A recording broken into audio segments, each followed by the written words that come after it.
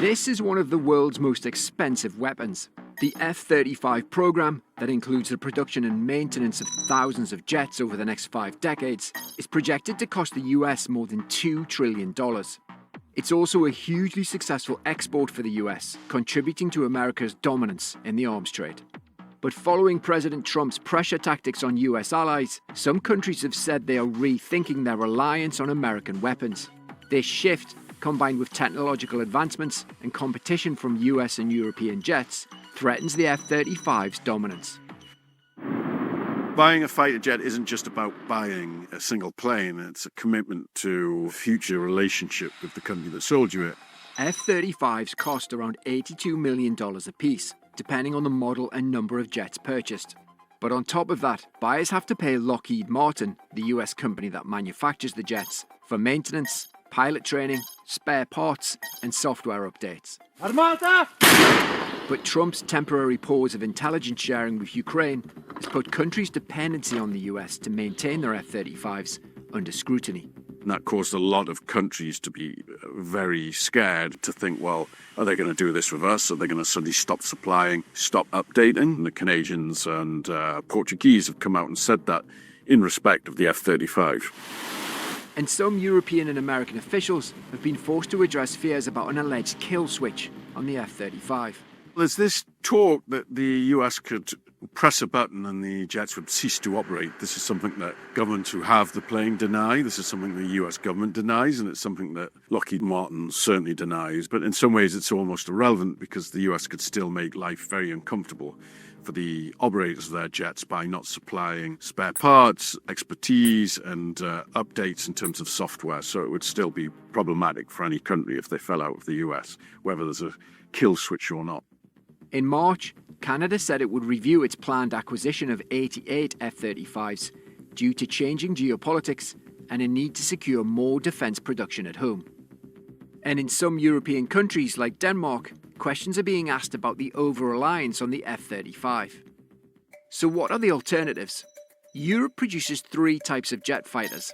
The Eurofighter is built by a coalition of companies from the UK and the EU. France builds the Rafale, and Sweden produces the Gripen.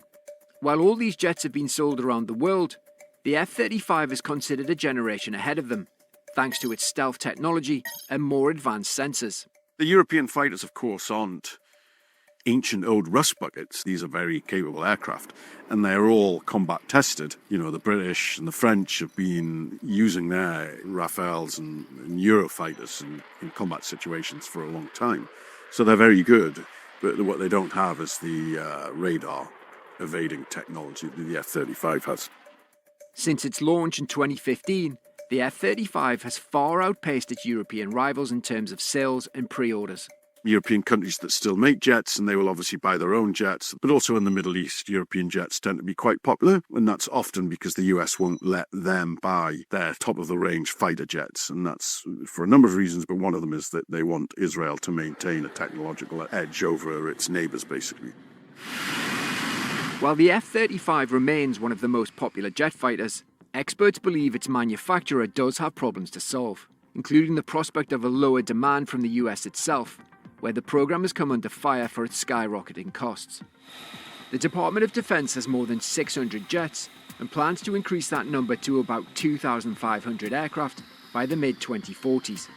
The spending on sustaining this massive fleet will make up nearly 80% of the projected $2 trillion cost of the program. This challenge has been exacerbated by Boeing's development of the next generation of F-47 jet fighter.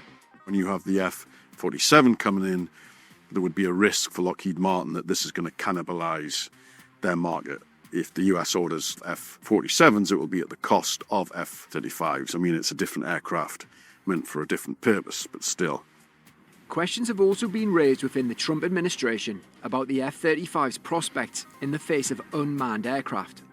To tackle these concerns, Lockheed Martin is pushing forward with a combat drone system in which F-35s operate alongside unmanned craft. And there are European companies also catching up with their next-generation jets.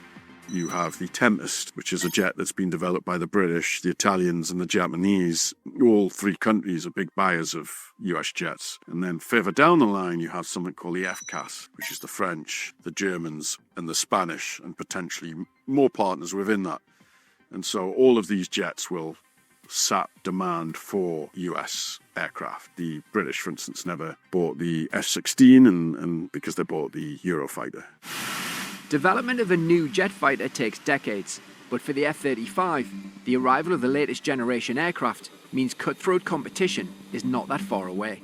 The Tempest is supposed to come out in the next 10 years. It's less time than you'd think. Because people buy them over decades, it's going to definitely sap demand from at least those countries, the countries that make it, but it will also be a competitor out in the market because it will have all the things the F-35 has.